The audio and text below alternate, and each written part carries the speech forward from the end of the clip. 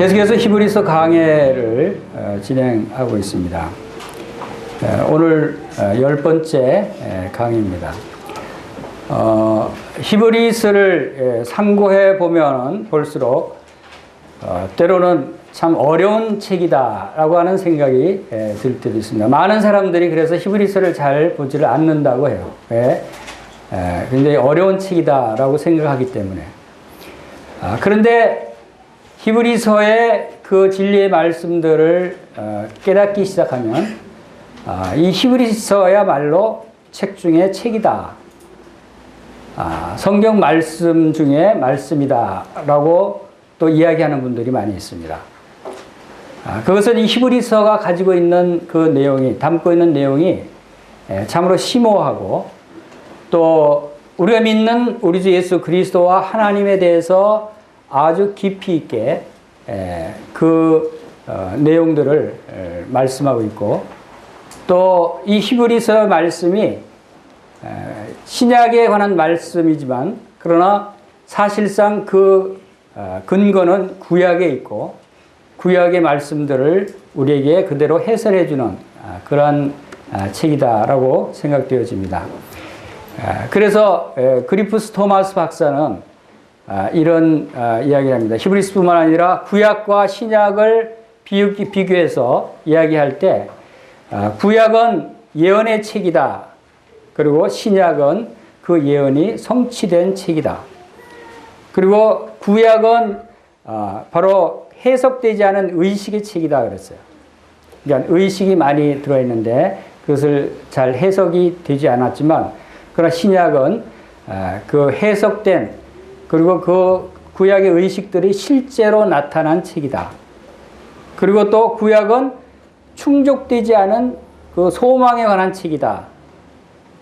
그런 반면에 신약은 하나님의 은혜와 사랑과 소망이 가득 찬 충족된 책이다 라고 이야기했어요. 그래서 우리가 신약을 공부할 때, 신약을 볼 때는 구약과 연결해 보지 않으면 안 됩니다. 구약과 신약이 분리해서 볼 수 있는 책이 아니라는 것이죠. 그런데 히브리인들, 지금 현재 유대인들이 오류는 뭐냐면 신약을 인정하지 않는다는 거예요.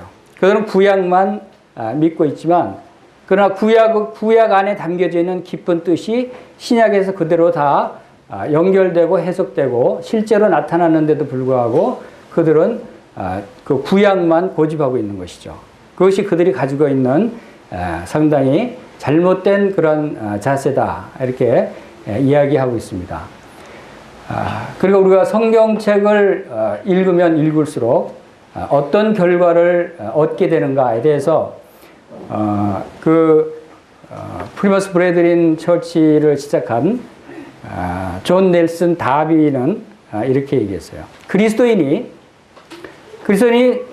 이 하나님의 말씀을 읽으면 읽을수록 바로 자신이 신적인 사람이 돼가고 있다는 사실을 깨닫게 된다. 왜냐하면 성경을 읽으면서 그동안 가지고 있던 그런 의심된 점들이 제거된다는 그런 뜻이 아니라 오히려 그동안 부분적으로 많이 듣고 배우고 했던 그런 말씀들이 하나의 그 총체적인 하나의 그림으로 형성되어 간다는 거예요. 마치 퍼즐을 우리가 가지고 퍼즐 놀이를 하죠. 퍼즐 놀이를 하는 그 목적이 뭐죠? 퍼즐을 다 맞추면 그 전체적인 그림이 나타납니다. 그와 마찬가지로 성경을 읽으면 읽을수록 우리는 그동안 가지고 있던 단편적인 성경에 대한 지식들이 하나하나 퍼즐처럼 모아져서 하나의 전 총체적인 그림을 보게 되는 거예요. 그 그림 속에 나타난 그 그림을 보면서 느낄 수 있는 것은 뭐냐면 이 하나님의 말씀, 이 진리의 말씀이야말로 정말 완전한 말씀이다 라고 하는 것을 깨닫게 되고 그것을 인해서 경이로움을 느끼게 된다라고 다비는 얘기했어요. 여러분들이 계속해서 하나님 말씀을 읽으시길 바랍니다. 하나님 말씀을 연구하시길 바랍니다. 하나님 말씀을 연구하고 읽고 상고하면 할수록 점점점 그 그림에 하나님께서 우리에게 보여주시고자 하시는 그림의 실체가 드러나게 되는 거예요. 그러면 정말 다윗 말처럼 경이로움을 느낄 수 있는 정도까지의 놀라운 것을 우리가 체험할 수 있다라고 하는 것을 말씀하고 있습니다. 이 히브리서가 한 작은 부분의 책으로 보여지지만 참으로 이 히브리서가 담겨져 있는 것이 하나님의 전체적인 그림을 여기에서 담고 있다는 것을 가끔 느끼게 됩니다. 그래서 우리가 지금까지 1장부터 4장까지를 함께 상고해 왔습니다. 1장부터 4장까지를 통해서 얼마나 놀라운 하나님과 예수 그리스도에 관한 말씀들을 우리가 살펴봤습니까? 예수 그리스도가 하나님의 아들로 또 만유를 지으신 창조주로 또 하나님의 영광의 광채시고 본체의 형상이시다. 그 하나님의 아들이 이 세상 어떤 사람보다도 모세나 또 천사들이나 여호수아나 이 세상 어떤 사람보다도 더 훌륭하시고 뛰어나시고 위대하신 하나님의 아들이신데 그분이 우리와 어떤 관계에 있는가를 계속해서 말씀하고 있는 거예요. 그래서 히브리서 4장 후반부에 가서 어떤 말씀이 나오죠? 바로 그 예수님이 그 그리스도가 우리의 큰 대제사장이 되신다. 바로 이렇게 대제사장으로 나타나시면서 이제 계속해서 5장에서 대제사장에 관해서 구체적으로 설명하고 그 깊은 뜻을 말씀하고 있는 것이 이 히브리서예요. 이제 앞으로 이후로 계속해서 이 예수 그리스도의 대제사장 되심에 대해서 상세하게 그 근거를 하나님의 그 뜻을 우리에게 말씀해 주시리라고 생각이 됩니다. 그러면 예수 그리스도께서 우리에게 우리의 대제사장이 되시기 위해서 지금까지 이와 같은 일들을 많이 행하셨어요. 그리고 예수님이 우리의 대제사장이 되신다라는 의미는 무슨 의미죠? 대제사장이 있으면 또 뭐가 있어야 되죠? 제사장이 있어야 돼요. 예수님이 우리의 대제사장이시다 하는 것은 곧 우리가 제사장들이라는 의미예요. 우리가 제사장들이라면 대제사장이 있어야 돼요. 근데 이 대제사장이 없다면 그건 제사장으로서의 역할을 할 수 없는 거예요. 그래서 예수님께서 우리의 큰 대제사장이 되셔야만 했던 것은 바로 우리가 제사장이 될 수 있게. 그리고 계속해서 구약의 많은 그 출애굽기나 레위기서, 그 민수기 또 신명기 이런 말씀들을 통해서 하나님께서 성막과 대제사장과 제사장과 또 성막의 기구들과 그 제사 드리는 규례들과 많은 말씀들을 행해왔고 이스라엘 백성들이 또 오랜 기간 동안 그것을 순종해서 그들이 제사 드리는 일들을 해왔어요. 그것이 우리들에게 무슨 의미입니까? 무엇을 나타내고 있습니까? 그것을 우리가 이 히브리서를 통해서 이제 하나씩 배워가기 시작하게 되는 것입니다. 1절에 보시면은 대제사장마다 사람 가운데 취한 자이므로 하나님께 속한 일에 사람을 위하여 예물과 속지 않은 제사를 드리게 하나니 그랬어요. 대제사장들은 사람 가운데 택했죠. 그래서 이스라엘 백성들 가운데서 아론을 택했어요. 아론이 대제사장이었어요. 그리고 무슨 일을 위해서 그를 택했습니까? 여기에서 다시 따라봅시다. 하나님께 속한 일. 자, 하나님께 속한 일을 위해서 택하셨어요. 자, 우리는 오늘 하나님께 속한 일이 과연 무엇인가에 대해서 분명하게 알 수 있게 되기를 바랍니다. 하나님께 속한 일이 뭡니까? 왜 하나님께 속한 일을 하기 위해서 대제사장을 택하셨을까요?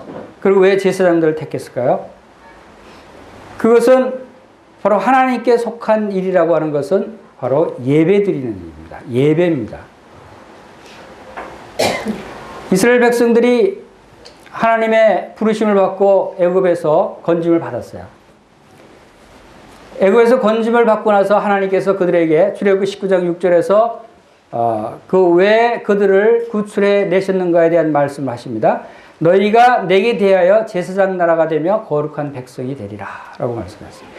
이스라엘 백성들을 애굽에서 종살이 하던 그들을 부르시고 건져내신 이유는 이스라엘 백성들로 하여금 모든 민족의 제사장 나라가 되라고 부르셨다는 거예요. 제사장 나라가 된다는 것은 하나님께 예배하는 나라가 되는 거예요. 하나님께 예배하는 거룩한 제사장이 되게 하기 위해서 그들을 부르셨다 라고 하는 것을 우리에게 말씀해 주고 있는 것입니다. 여러분, 하나님께 속한 일을 하고 있습니까? 이 세상에 속한 일을 하고 있습니까? 사람은 둘 중에 한 가지를 하고 있을 거예요. 여러분들도 아마 이 세상에 속한 일, 마귀에 속한 일을 하고 있던가, 아니면 하나님께 속한 일을 하고 있던가. 하나님께 속한 일이라고 하는 것은 하나님께 예배하는 일이에요. 우리는 이것을 잊어서는 안 된다는 거예요. 예배라고 하는 것이 우리가 주일날 나와서 1시간 만찬 예배 드리는 것이 예배의 다가 아니에요. 하나님이 원하시는 예배는 그것으로 다가 아니라는 거죠. 우리가 일주일에 하루 교회에 나와서 말씀 듣고 예배 드리고 성도들 교제하고 했으니까 이제 하나님께 할 일 다 했다. 이제 나머지 일주일 동안은 내 마음 놓고 살자. 이거 아니라는 거죠. 하나님 말씀하시는 예배는 어떤 예배인가? 많은 그리스도인들이, 많은 교회 다니는 많은 사람들이 예배에 대해서 너무 경솔히 생각하고 있어요. 잘못 알고 있어요. 주일날 가서 예배 드리는 것이 내가 하나님 앞에 할 일을 다 했다고, 내가 예배 드려야 될 일을 다 했다고 해서 그것으로 만족해하는 사람들이 있다면 그것은 잘못된 것이다. 하나님의 뜻은 그것이 아니다라고 하는 사실을 우리가 알아야 되는 거죠. 그래서 예배의 의미를 우리가 잘 알고 있을 필요가 있죠. 예배의 정의, 예배가 뭐죠? 예배는 무엇을 하는 것이죠? 그래서 알프레드 깁스는 예배에 대해서 이렇게 얘기했어요. 예배란 가치 있는 분께 가치를 드리는 것이다. 가치 있는 분께 가치를 돌려드리는 것이다. 그래서 알프레드 깁스가 쓴 책의 제목이 그리스도인의 최상의 의무는 예배이다. 예배. 그래서 예배라는 책의 제목이 그리스도인의 최상의 의무다라고 적었어요. 그것이 합당하다고 생각해요. 그리스도인의 최상의 의무, 그것은 뭘까? 우리는 과연 무엇을 위해서 살아갈까? 우리는 어떠한 삶을 살기를 하나님이 기뻐하실까? 하는 생각을 할 때 바로 우리는 예배를 생각해야 되는 것이죠. 언젠가 연말연시에 우리 성도들이 모여서 그런 모임을 가졌을 때 정초를 알리는 종이 울리고 우리가 모여서 쭉 교제하면서 올 한 해는 어떻게 살 것인가를 쭉 이야기하는 가운데 올 한 해는 어떻게 살겠습니다. 다 이제 간증들을 한마디씩들을 하는데 가장 많이 나온 대답이 뭐였냐면 올해는 하나님께 영광 돌리는 삶을 살고 싶습니다. 라고 하는 이야기가 가장 많이 나왔어요. 그것이 성도들이 가장 바라는 것이죠. 그것이 여러분들이 하나님께 영광 돌리는 삶을 살기를 가장 원해요. 그것이 우리 삶의 최우선적이 되어야 되는 거예요. 우리의 최상의 의무가 되어야 되는 거예요. 그 영광을 돌리기 위해서는 어떤 일을 해야 되느냐? 그 영광을 돌리는 일이 예배예요. 예배하는 삶이에요. 우리가 하나님께 영광을 돌리고 싶습니까? 하나님께 예배하는 삶을 살아야 되는 거예요.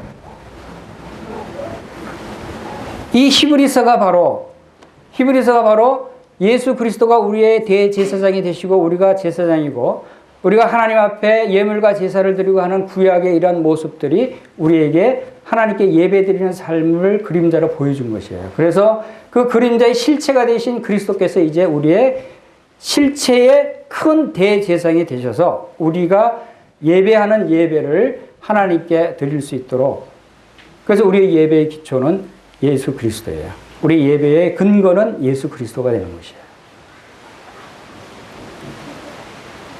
그래서 하나님께서는 이스라엘 백성들에게 어떠한 삶을 살기를 원하셨는가? 하나님께서 이스라엘 백성들에게 삶을 사는 그 기준, 그래서 율법을 주셨어요. 하나님이 이스라엘 백성들에게 10가지 계명을 주셨죠. 어떻게 살라고 10가지 계명을 주셨는데 그것이 뭡니까? 너는 나 외에 다른 신을 내게 있게 하지 말지어다. 그리고 둘째는 너를 위하여 새긴 우상을 만들지 말라 그랬어요. 그리고 그것을 절하고 섬기지 말라. 그리고 또 뭐라고 말씀하셨어요? 너는 너희 하나님 여호와의 이름을 망령되이 일컫지 말라. 그리고 안식일을 기억하고 거룩히 지키라고 그랬어요. 그리고 또 뭐라고 그러셨어요? 내 부모를 공경할지어다. 살인하지 말지어다. 간음하지 말지어다. 도적질하지 말지어다. 내 이웃에 대해서 거짓 증거를 하지 말지어다. 그리고 내 이웃의 집을 탐내지 말라 그랬어요. 이것이 하나님의 백성들이 살아갈 때 필요한 생활의 지침이고 행해야 할 일들이에요. 근데 이것을 이 10가지를 2가지로 요약하면 어떤 말씀이 되죠? 그것이 누가복음 10장 27절에 있는 말씀대로 너희는 마음을 다하여 목숨을 다하여 뜻을 다하여 힘을 다하여 주 너희 하나님을 사랑하라 그랬어요. 그리고 또 내 이웃을 내 몸과 같이 사랑하라. 이것이 10가지를 2가지로 압축하면 2가지 계명이 되는 거죠. 그러면 다시 한 가지로 줄이면 어떤 말씀이 될까요? 이것을 한 가지로 줄인다면 그것은 아마 로마서 12장 1절 말씀일 거예요. 그러므로 형제들아 내가 하나님의 모든 자비하심으로 너희를 권하노니 너희 몸을 하나님이 기뻐하시는 거룩한 산 제사로 드리라. 이것이 너희 드릴 영적 예배니라. 이 한 말씀이 모든 말씀을 압축해 놓는 가장 중요한 말씀이다라고 생각이 되어집니다. 바로 하나님이 기뻐하시는 거룩한 산 제사로 드리라. 무엇을? 우리의 몸을, 우리의 삶을, 우리의 모든 것을 하나님께 예배드리라는 거예요. 예배드리라는 삶을 살라는 것이에요.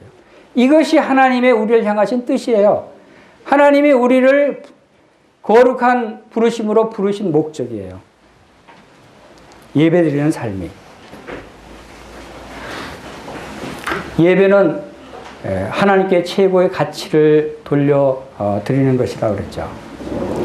하나님께 최고의 가치를 돌려드리는 것. 우리의 삶에 있어서 최고의 가치가 누구냐가 중요한 것이에요. 여러분의 삶에서 최고의 가치가 누구예요? 여러분의 삶에서 최고로 가치 있는 일이 무슨 일이에요? 이것이 하나님께서 우리에게 깨닫게 하시는 말씀이에요. 예배 드리는 자는 이것을 알아야 돼요. 그래서 우리의 삶의 최고의 우선순위를 최고의 가치 있는 분께 드리는 것이 우리의 예배의 삶이다. 그래서 하나님, 예수님은 뭐라고 하셨어요? 너희는 먼저 그의 나라와 그의 의를 구하라. 먼저 최고의 가치를 하나님 나라에 두라는 거예요. 하나님께 두라는 거예요.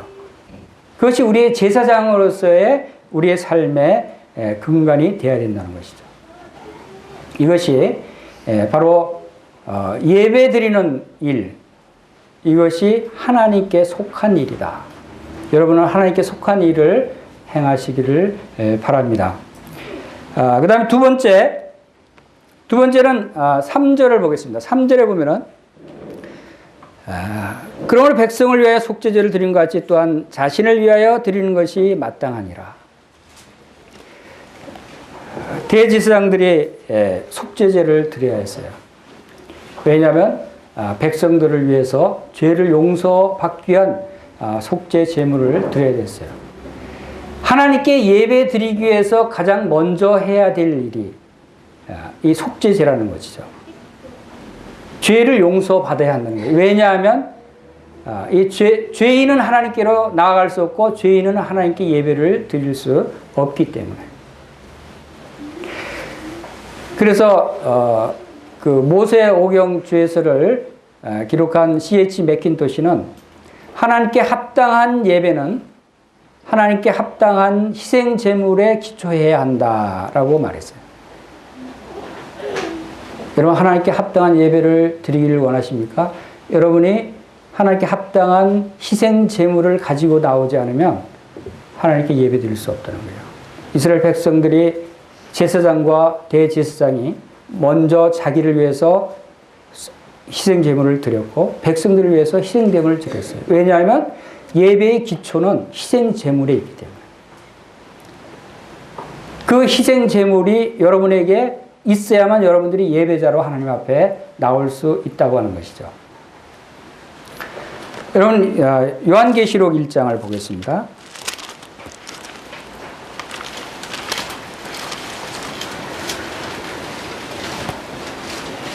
요한계시록 1장 5절 6절 같이 읽겠습니다. 시작.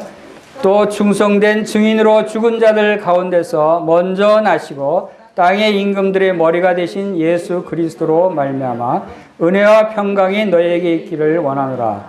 우리를 사랑하사 그의 피로 우리 죄에서 우리를 해방하시고 그의 아버지 하나님을 위하여 우리를 나라와 제사장으로 삼으신 그에게 영광과 능력이 세세토록 있기를 원하노라. 아멘.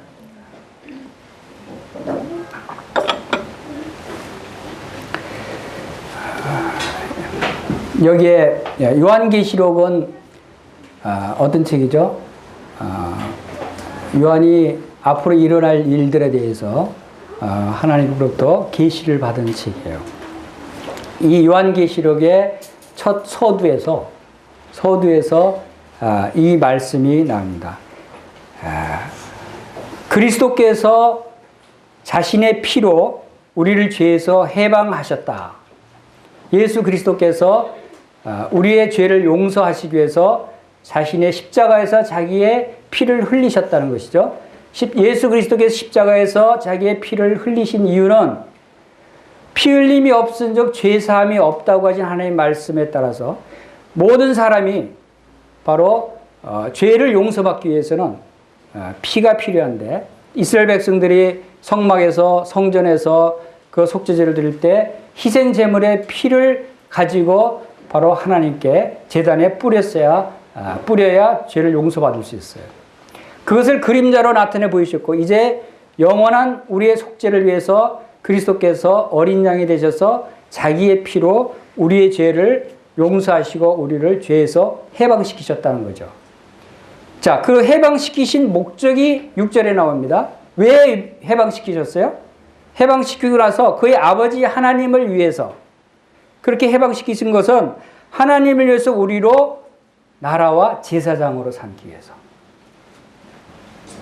우리로 나라와 제사장으로 삼기 위해서 바로 그리스도께서 그 피를 흘리셨다는 거예요. 이것이 예배의 기초예요. 하나님께 예배 드릴 수 있는 자는 바로 그리스도의 피가 없으면 예배 드릴 수 없다는 거예요. 여러분 예수 그리스도를 믿지 아니하면 예수 그리스도의 보혈을 통해서 여러분의 모든 죄를 용서받지 아니하면 여러분들이 예배자로 제사장으로 나올 수 없다는 거예요. 그리고 우리를 나라와 제사장으로 삼으셨다. 그러셨어요. 베드로전서 2장 5절에서는 성도들을 거룩한 제사장이라고 말씀하고 있죠. 거룩한 제사장. 그리고 2장 9절에서는 우리를 왕 같은 제사장이다 라고 말씀하셨어요. 베드로전서 2장 9절에는 우리를 왕 같은 제사장이다. 거룩한 제사장과 왕 같은 제사장과 이게 차이가 무엇이 있을까요? 여기 나라와 제사장으로 우리를 삼으셨다 그랬어요. 제사장은 직무를 나타내고 있는 거예요. 여러분의 신분은 뭡니까? 여러분은 하나님의 아들의 신분을 가지고 있죠. 하나님의 아들이라고 하는 것은 예수님 믿고 하나님의 아들로 거듭났다고 하는 것은 여러분의 신분을 이야기하는 거예요. 그럼 하나님의 아들로서 거듭나서 하나님의 백성이 됐는데 해야 할 일이 뭐냐, 할 일이 뭐냐 이거죠. 그것이 우리가 직무를 이야기하죠. 우리가 해야 될 일, 직무에 관한 말씀이 바로 우리가 제사장이라는 거예요. 우리의 신분은 하나님의 아들이지만 우리의 직무가 있어요. 우리가 해야 될 일이 있어요. 그것은 예배를 드리는 제사장이라는 거예요. 이 두 가지 사실이 우리가 분명하게 인식하고 있어야 된다는 거죠. 그리고 거룩한 제사장이다 하는 것은 제사장으로서 하나님께 예배드릴 때 하나님께 대해서는 우리가 거룩한 제사장으로 나오는 거예요. 하나님께 대해서는. 여러분 하나님께 거룩하지 않으면 나올 수 없는 것을 여러분 잘 아시잖아요. 이 거룩한 제사장이라고 하는 것은 하나님에 대해서 우리가 거룩하다는 것을 의미하는 것이에요. 그리고 왕 같은 제사장이다 하는 것은 무엇을 의미하냐면 백성들에 대해서 우리가 제사장으로 할 때 왕 같은 제사장으로 나오는 거예요. 여러분 이 제사장은 굉장히 특권층입니다. 이스라엘 백성들이 애굽에 있을 때 애굽 나라는 그 제사장 계층이 있었어요. 그때 이스라엘 백성들은 어떤 존재였어요? 종노예였어요. 그 애굽에서의 그들이 종노릇할 때 애굽의 제사장이라는 지위가 있었는데 그들은 대단히 높은 지위였고 특권층이었어요. 그들이 이스라엘 백성들이 제사장이라고 하면은 굉장히 우러러보고 굉장히 높은 신분이었어요. 그런 그들을 불러내서 애굽에서 불러내서 종이었던 애굽에서 불러낸 이스라엘 백성들을 하나님은 제사장으로 삼으신 거예요. 제사장 나라로 삼으신 거예요. 얼마나 놀라운 축복이에요. 이것이 이스라엘 백성들에게 주신 놀라운 축복이에요. 우리들도 마찬가지. 이 제사장이라는 지위가, 이 직무가 대단히 놀라운 직무예요. 그래서 제사장은 왕 같은 제사장이라고 그랬어요. 여러분들 다 왕 같은 제사장들이에요. 여러분 왕은 어떤 사람들입니까? 왕이라고 그러니까 야 이제 나는 힘도 세지 권세도 있고 이제 난 높은 사람이야. 나는 이제 아무나 호령할 수 있어. 자부심을 갖고 하다 보면 교만해져요. 그런 왕이 되라는 것이 아니에요. 왕이 어떤 사람이에요? 우리가 일반적으로 생각해서 왕이 어떤 사람이 돼야 되는 거예요. 요즘 대통령 선거를 이제 앞두고 있죠. 세 사람의 후보가 이제 대통령이 되고자 열심히 뛰고 있습니다. 그 대통령이 오늘날 말하면 우리의 왕이 되는 거죠.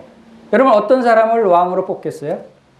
여러분 마음속에 누구를 뽑아야 될지 생각해 보셨어요? 다 어떤 사람은 막강한 군사력을 키워서 막강한 나라를 만들겠습니다. 어떤 사람은 이제 경제를 살려서 부강한 나라로 만들겠습니다. 어떤 사람은 복지를 강화시켜서 행복하게 만들습니다. 다 자기 나름대로 주장해요. 그런데 정말 진정한 왕은 누구냐? 그래서 이 왕에 대한 제왕학이라는 것도 있어요. 중국에서는 왕이 될 사람을 교육하고 이러한 왕이 돼야 된다고 교육하는 과정이 있어요. 제왕학. 아마 지금 후보들도 다 그런 제왕학을 공부하고 나왔어야 되는데 공부했는지 모르겠어요. 그래야 올바른 왕이 될 텐데. 난 그걸 권해주고 싶어요. 지금 후보들 먼저 제왕학부터 배우시오. 제왕학에서는 어떤 말이 나오는지 아십니까? 진정한 왕은 백성을 위하는 마음이 있어야 된다. 백성을 섬겨야 된다. 어제 많이 듣던 말이죠. 진정한 왕은 우리 주 예수 그리스도셔요. 그리스도께서 진정한 왕으로 오셨어요. 많은 사람들이 왕이 왜 이스라엘 백성들이 그 당시에 아니 왕으로 오신 분이 왜 이렇게 힘도 없고 저렇게 죄인들과 약한 사람들을 그리고 그러냐고 비난했지만 그게 진정한 왕이라는 거예요. 왕은 백성들과 함께하고 백성들의 마음을 읽고 백성들을 위하는 사람, 백성들을 섬기는 것이 진정한 왕이라는 거예요. 예수님이 그것을 몸으로 실제로 보여주셨어요. 여러분이 왕 같은 제사장이라고 한다는 것은 다른 사람들을 진정으로 섬기고 그들을 위하고 그들을 아끼고 사랑하는 왕이 되라는 거예요. 그러한 제사장은 그런 왕이 되어야 된다는 것이에요. 그것이 우리의 거룩한 제사장과 왕 같은 제사장의 직무다라고 하는 것을 하나님이 말씀하고 있는 것입니다. 그리고 또 이제 이 우리의 제사장으로 삼으신 그것을 요한계시록의 첫 서두에 말씀하신 이유는 놀라운 것은 이 우리의 제사장의 직무, 우리가 예배드리는 이 일이 이 땅에서만 있는 것이 아니고 주님 나라 가서 천국에서 영원토록 계속 해야 할 직무라는 거예요. 우리 제사장의 직무가. 그래서 요한계시록 한번 보겠습니다. 요한계시록 4장에 요한계시록 5장 9절과 10절에서도 천국에서 하나님의 보좌 앞에서 하나님께 경배드리고 예배드리는 그러한 장면에서 사람들을 피로 사서 하나님께 드리시고 10절 그들로 우리 하나님 앞에서 나라와 지상들을 삼으셨으니 그들이 땅에서 왕노를 하리로다 하고 하나님께 경배드리는 모습을 봅니다. 그리고 12절에서 보면은 죽임을 당하신 어린 양은 능력과 부와 지혜와 힘과 존귀와 영광과 찬송을 받으시기에 합당하도다. 어린 양이 등장합니다. 천국에서 어린 양이 나와요. 어린 양이 왜 나올까요? 어린 양의 의미는 뭐예요? 그것은 우리를 위해서 희생 제물이 되신 어린 양을 의미하는 거예요. 하나님께 경배드리고 예배드리는 그 기초가 바로 예수 그리스도의 어린 양 대신 예수 그리스도의 십자가의 죽으심이 영원토록 기억되어야 되는 거예요. 그 근거로 우리가 하나님 앞에 나올 수 있고 그 근거로 우리가 하나님께 예배를 드릴 수 있다고 하는 거예요. 그래서 계속해서 우리가 영원토록 하나님 앞에서 할 일이 무언가 하면 예배 드리는 일이다. 경배 드리는 일이라는 거예요. 이것을 여러분들이 기억하면서 또 4절 보겠습니다. 히브리서 5장 4절에는 이 종기는 아무도 스스로 취하지 못하고 오직 아론과 같이 하나님의 부르심을 받은 자라야 할 것이니라. 이 존귀는 아무도 취할 것이 아니다. 자, 이 존귀는 무엇을 얘기하죠? 제사장으로서의 존귀는 제사장의 일, 예배 드리는 일, 이것 하나님께 속한 일은 존귀한 일이라는 거예요. 이거보다 더 존귀한 일이 있어요? 하나님께 예배드리는 일보다 더 가치 있는 일이 있을까요? 하나님께 예배드리는 일보다 더 귀한 일이 있을까요? 하나님께 예배드리는 일보다 더 영광스러운 일이 있을까요? 없어요. 그래서 이 존귀는 아무도 스스로 취할 수 없다. 이 예배는 존귀한 일이듯이 예배를 드리는 제사장으로 부르심을 입은 여러분들이 제사장이라면 여러분 존귀하신 분들이라는 거예요. 하나님께 속한 일을 하는 사람들은 존귀한 사람들이라는 거예요. 여러분 옆에 분에게 한번 존귀하신 분입니다 라고 얘기해 보세요. 존귀하신 분이에요. 실제로 하나님께서도 성도들을 존귀한 자로 보신다고 그랬었어요. 우리 이사야서 32장 8절 보겠습니다. 이사야서 32장 8절 구약 성경 1005쪽 다 같이 읽겠습니다. 시작. 고명한 자는 고명한 일을 도모하나니 그는 항상 고명한 일에 서리라. 이것을 개역 개정에서는 어떻게 번역이 되냐면 존귀한 자는 존귀한 일을 계획하나니 그는 항상 존귀한 일에 서리라 라고 되어 있습니다. 고명한 자는 존귀한 자라는 뜻이죠. 여러분이 존귀한 자라면, 여러분이 고명한 자라면 무슨 일을 계획하라고요? 무슨 일을 도모하라고요? 고명한 일, 존귀한 일을 도모하라고 말씀하십니다. 존귀한 일을 계획하라고 말씀하십니다. 여러분 계획이 많죠. 할 일이 많죠. 무엇을 해야 되겠다, 뭐 어떤 일을 어떻게 돼야 되겠다, 앞으로의 계획이 많고 도모하는 일들이 많이 있죠. 여러분이 존귀한 분들이라면 존귀한 일을 계획하시기 바랍니다. 그것이 뭐라고요? 하나님께 예배드리는 일이에요. 제사장의 직무로서 해야 할 일들을 여러분들이 계획하시고 도모하라는 거예요. 그리고 또 그는 항상 어디에 서리라고 그랬죠? 고명한 자리에, 고명한 일에 서리라. 존귀한 일에 서리라 그랬어요. 여러분 아무 데 가지 마시기 바랍니다. 여러분 아무 일에 서지 마시기 바랍니다. 아무 일에 나서지 마시기 바랍니다. 오직 존귀한 일에 서시기 바랍니다. 왜? 여러분 존귀하신 분들이기 때문에. 하나님의 제사장들이기 때문에. 하나님께 속한 일에 서시고 하나님께 속한 일에 여러분들의 계획하시고 그 일을 행하시길 바랍니다.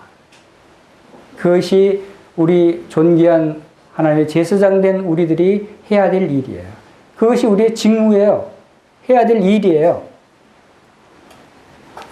비천하고 천하고 악한 것들을 계획하고 도모하는 것은 존귀한 자들이 할 일이 아니라는 것이에요. 이 세상적인 것들을 추구하고 계획하고 도모하는 것은 우리 성도들이, 제사장들이 할 일이 아니라는 거예요.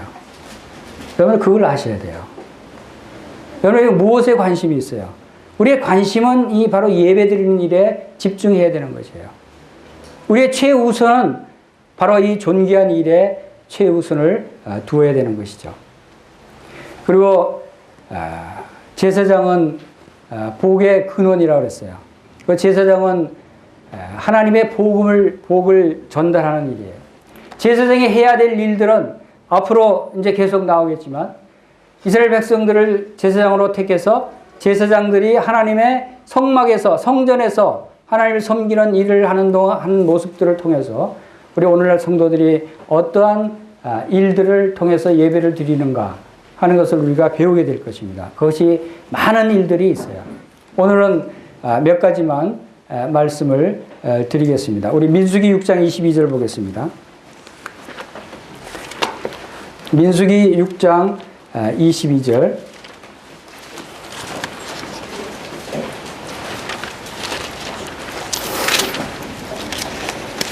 자, 다 같이 민수기 6장 22절을 읽겠습니다. 시작.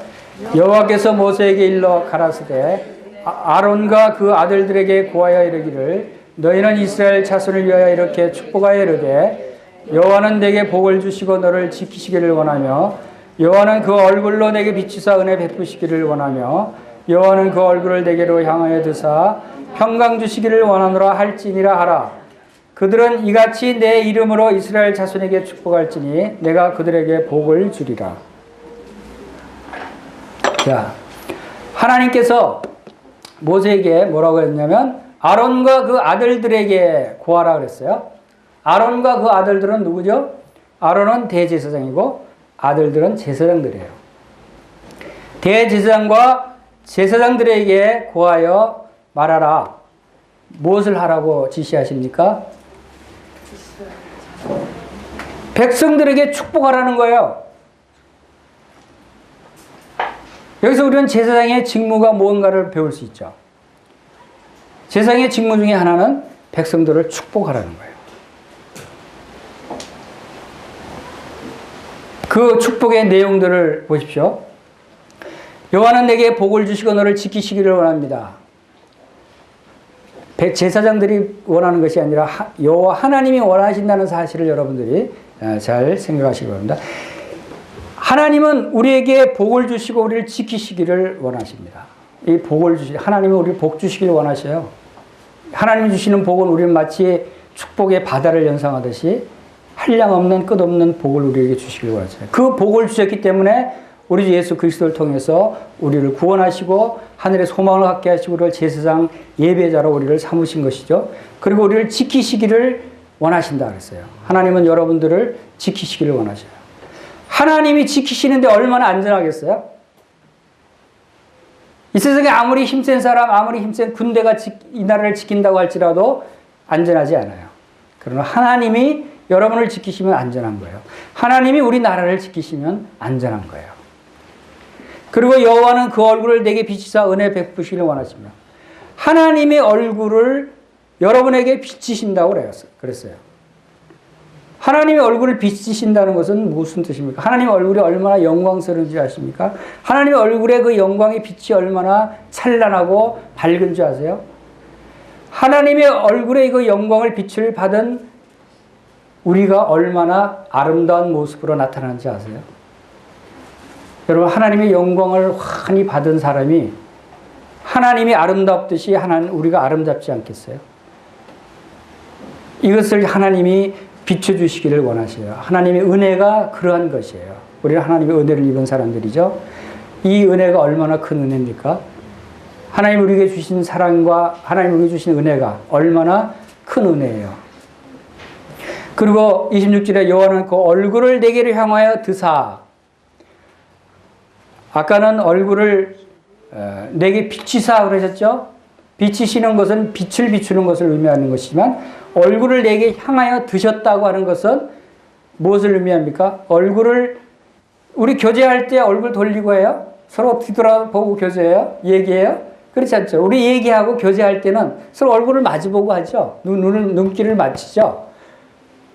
하나님이 우리와 얼굴을 마주쳐서 보신다는 것은 하나님이 우리와 교제하신다는 거예요. 우리와 하나님과의 친교를 나누고 사귐을 나눈다는 거예요. 여러분, 하나님과의 교제를 통해서 그렇게 될 때 우리가 무엇을 얻게 된다고? 우리의 평강이 오는 거예요. 하나님과의 교제를 통해서. 하나님과 친교와 사귐을 나눌 때 진정한 평강이 우리에게 있다고 하는 것을 말씀하고 있는 것이에요. 이것을 이스라엘 백성들에게 고하라고 말씀하셨어요.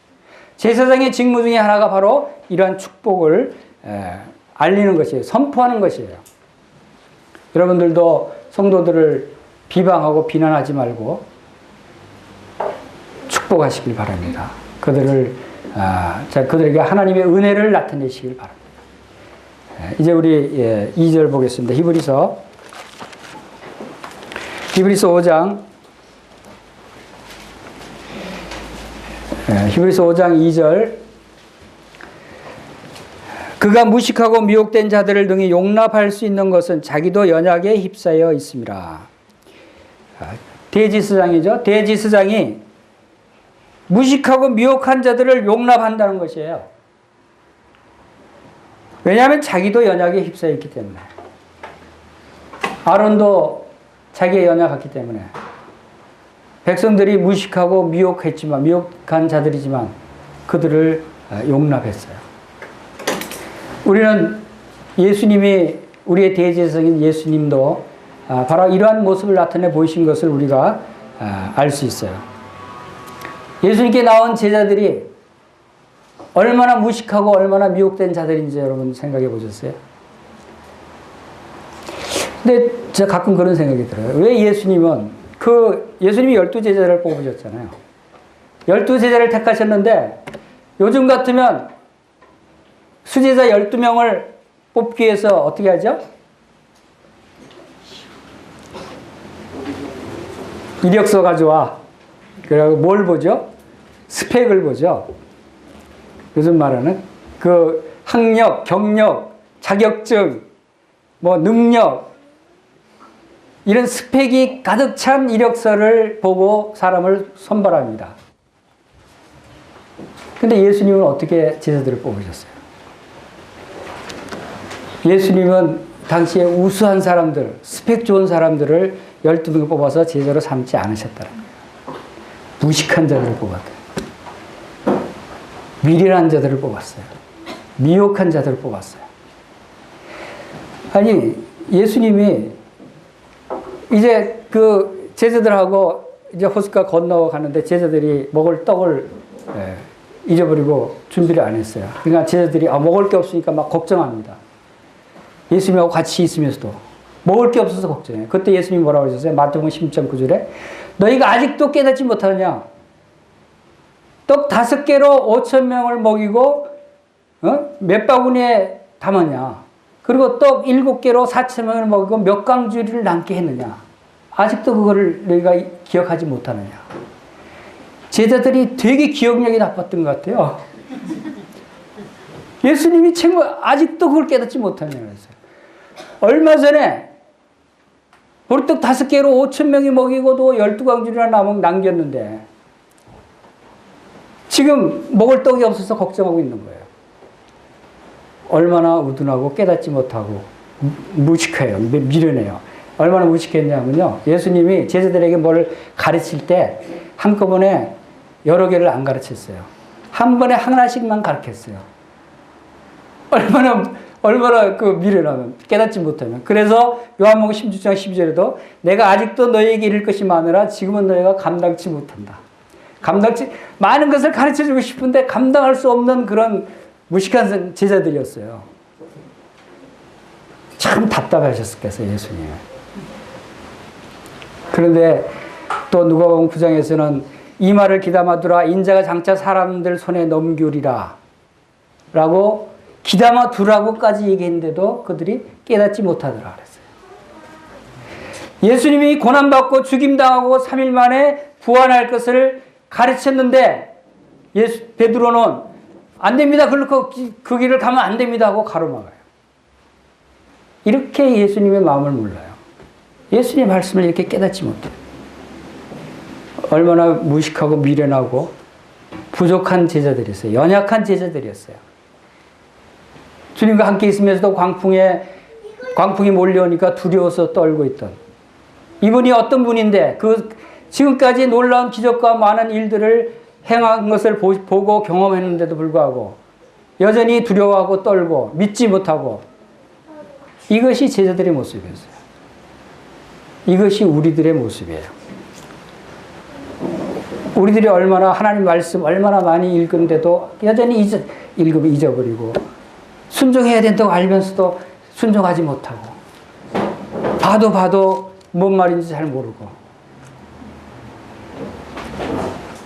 이러한 무식하고 미련하고 미혹된 우리들을 놀라운 것은 내쫓지 않는다는 거예요. 우리를 용납하신다는 거예요. 대제사장은 백성들의 그러한 연약한 모습들을 용납하고 받아들였다는 거예요. 주님도, 대제사장인 주님도 우리들을 부족하고 연약하고 무식하고 미혹된 우리들을 용납하고 받아주신다는 거예요. 절대로 내어쫓지 않겠다고 약속까지 하셨어요. 그런 우리들 얼마나 고마우신 분이에요. 얼마나 우리를 사랑하시는 분이에요. 이러한 일들을 대제사장과 제사장들이 해야 되는 것이에요.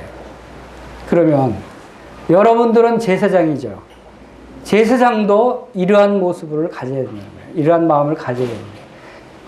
여러분이 제사장이라면 다른 성도가, 다른 사람이 좀 무식하다고 해도, 좀 부족하다고 해도, 잘 말을 못 알아듣는다고 해도, 성경 지식이 좀 부족하다고 해도 여러분 그들을 비난하거나 비방하거나 무시하지 마시기 바랍니다. 그들을 용납하시기 바랍니다. 교회는 그런 곳이에요. 그런 약한 자들, 연약한 자들, 죄인들, 무식한 사람들, 잘 모르고 깨닫지 못하는 그런 사람들까지도 다 포용하고 용납하고 하는 것이 제사장이고 교회라고 하는 것이에요. 그것이 주님이 우리를 받으셨잖아요. 우리같이 얼마나 우둔하고 미련한 자들이에요. 주님이 받으셨다는 거예요. 이것이 예배드리는 제사장의 직무예요. 이것을 다른 말로 표현하면 우리가 모든 사람을 사랑해야 된다는 거예요. 하나님을 사랑하고 이웃을 사랑하는 것이 제사장의 직무라는 거예요. 이 일을 통해서 하나님께서 영광을 받으시길 원하시는 것이죠.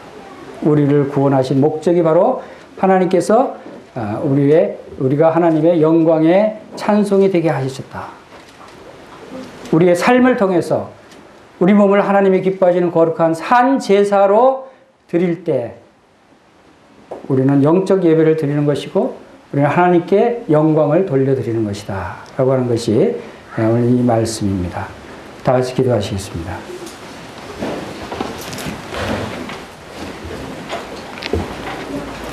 아버지 하나님, 우리를 사랑하시는 아버지 하나님께서 독생자 예수 그리스도를 이 땅에 보내주시고 그리스도께서 친히 자기의 피로 우리를 죄에서 해방하시고 우리를 하나님을 위하여 나라와 제사장으로 삼으신 이 크신 은혜를 감사를 드립니다.